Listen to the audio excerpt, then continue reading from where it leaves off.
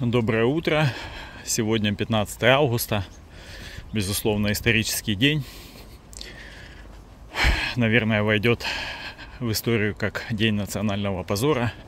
Вопрос только в какой из стран, которые сегодня будут принимать участие в этих событиях, которые пройдут на Аляске. Я думаю, что, наверное, как вчера GPT говорил, базовый прогноз это у всех по чуть-чуть будет. Ну, в зависимости от результатов этих переговоров. Будет немножко национального позора и Украины. А то из-за того, что без нее принимали какие-то решения, как минимум, немножко позора будет у России. Потому что Трамп, как сынка на какой-то базе там учил жизни, да. У Штатов будет, потому что притянул к себе диктатора на свою землю, легализовал и так далее. Ну, это как бы, если так сейчас, да, говорить. Ну, а от результата уже тогда будет зависеть степень, скажем так, этого позора. Если Украина согласится на что-то, на что как бы не надо соглашаться, по мнению там основной массы народа и так далее, то, соответственно, будут украинцы считать это национальным днем позора. Если русских отожмет Трамп, что маловероятно, по моему мнению, да, тогда, соответственно, там все зетники будут проклинать его десятилетиями.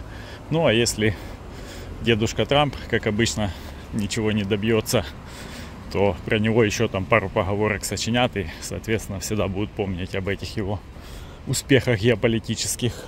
Ну, это как бы как минимум, да. Мой личный прогноз базовый, еще раз, как GPT учил, что всем достанется по чуть-чуть. Ничего они там не нарешают глобально. И все уйдут с каким-то количеством этого своего национального позора по домам. Ну, так думаю. А как будет, посмотрим меньше, чем через полсуток. Вроде как вечером сегодня уже там все начнется. Так, я иду в Kaufland. Сегодня там акция на семгу. Такая замороженная семга, короче, кусочками без кожи по 10 евро килограмм. И вот этот дом, где я квартиры тогда смотрел, появилось уже объявление вот на 3-м этаже о том, что сдается двухкомнатная. Раньше его не было. И получается, что мы с женой написали же туда запрос по тем еще квартирам. Ну и, соответственно, вчера же жена туда позвонила, потому что на тот запрос, блин, сейчас они тут будут гудеть, на тот запрос пришло сразу же письмо, автоответ, что типа позвоните мне на телефон. Она позвонила, поговорила с мужчиной, договорилась опять же сегодня с ним связаться, в принципе объяснила нашу ситуацию, что там у нас за необходимость в каком жилье. Вот. И он сказал, что есть разных много там квартир в этих домах, соответственно, типа свяжемся, будем думать. Ну вот, не знаю, позвонит он сегодня или нет. А вот здесь вот прям в этом месте я забрал пару пластиковых шезлонгов. Тут тоже кто-то заезжает, там мужчина, видел, носит с того дома всякие вещи, вон двери притащил, это он выставил их шезлонги с балкона. Соответственно, видно, заехал в новую квартиру и завозит свою мебель, выкидывает старую. Вот, а что за шезлонги? Такие прикольные пластиковые, не совсем шезлонги, такие скорее раскладные кресла полулежачие. А у меня очень похожие дома в Украине остались полноценные тоже раскладные шезлонги, просто есть еще нижняя секция для ног. Вот, и я подошел сюда, смотрю, они стоят с виду целые. Я их разложил, посмотрел. Да, все окей, там на одном только трещинка есть на сиденье, ну такая не глобальная, это только если килограмм 150 будет кто-то прыгать на нем, там она дальше может пойти.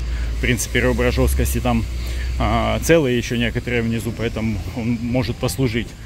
Ну, я жене написал, говорю, надо, не надо, на балкон, может там ты будешь ставить там или я, в общем, она ответа не дала, я решил, что отнесу их пока домой, пока она определится, выкинуть всегда успеем. Ну, тем более такая вещь, люди заберут его, ну, это не то, что типа ты мусор какой-то выбросил, на любую мусорку выставишь и их сразу утащат. Как-то так. Я не знаю, что произошло тут за пару дней, но посмотрите, сейчас на соседнем доме через один, вот такое еще объявление уже. В этом же вот доме дальше. Еще одно на 3-м этаже. И, по-моему, вон тоже там еще есть. Да-да-да, вон открыто окно. И там тоже какая-то бумажка висит. Офигеть, и это же даже не те дома, которые я тогда видел. Угу.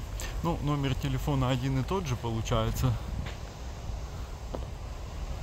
Да, 418. То есть телефон компании. Ну и, судя по всему, это как раз этот мужчина, о котором я рассказывал. Я сейчас еще хочу посмотреть в вот этом крайнем доме. Здесь я тогда смотрел трешку в самом крайнем подъезде. Интересно, вывесил ли он здесь что-то. То есть, действительно, квартир здесь очень много, и, может быть, нам повезет. Дом, конечно, так себе, честно сказать. Ну, как я уже и говорил, не в нашей ситуации перебирать. Не вижу здесь больше. По крайней мере, на этих подъездах ничего нету. Сейчас посмотрю тот крайний, где сама квартира-то была с фотографией.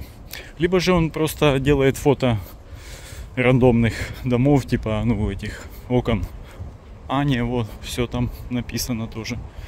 Блин, видно, у него плохо там со сдачей идет, потому что не было никаких объявлений тогда, когда я приходил. Он хочет этот процесс ускорить и типа вешает объявки. Не знаю. Ну да, именно это. Все четко. Ну, так, мне кажется, что это наши шансы найти жилье здесь повышает. Но там посмотрим. Мне еще не пришел ответ от джоб-центра по поводу стоимости квартиры, которую я могу смотреть на себя одного, с учетом того, что дети должны у меня время проводить. Рассчитываю, что они немного повысят. Так, у нас норма на одного человека 512 евро в городе. Это включая небенкостен, то есть дополнительно, что там всякие дворовые сборы, уборки, вот это вот все. Сюда не входит только отопление и свет.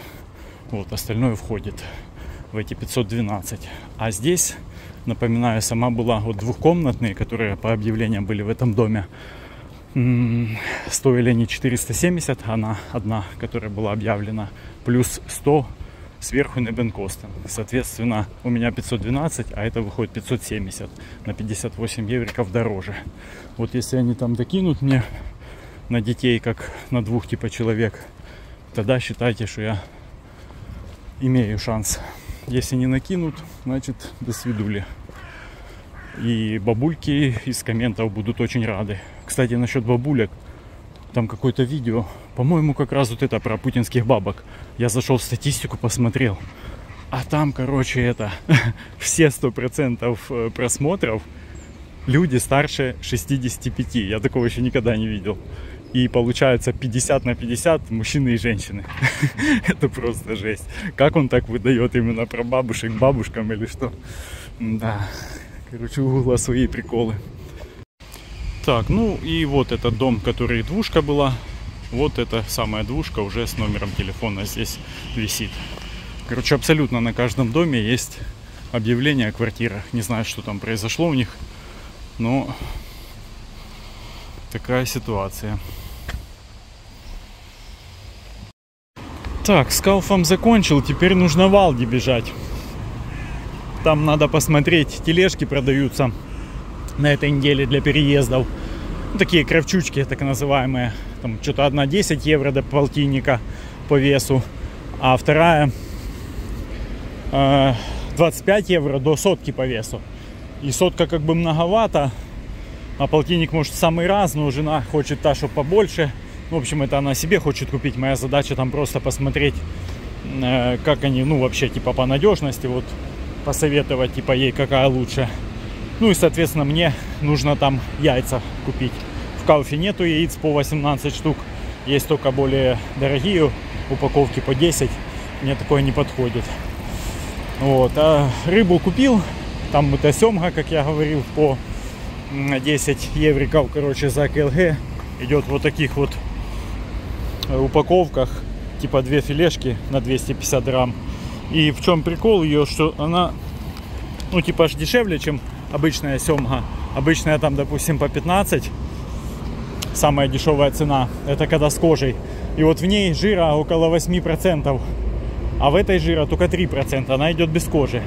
И вот это меня немного смущает. Я только сейчас с этим как бы, ну, столкнулся, раньше не вникал.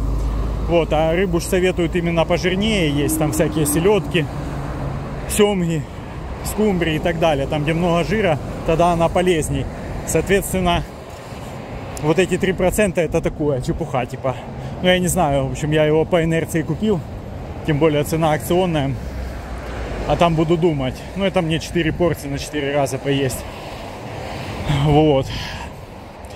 Не знаю, как в будущем рыбу какую. Я не сильно ее вообще люблю. Так, заставляю себя есть и семгу эту, и селедку. Без нее бы прекрасно существовал. Ну, типа, надо. У меня и так там по меню этому не очень все красиво выходит. Честно говоря, уже бы определиться с ним. Закупиться вперед надолго. И не бегать каждый день по магазинам. Я так думал, буду ходить, мне все равно гулять надо.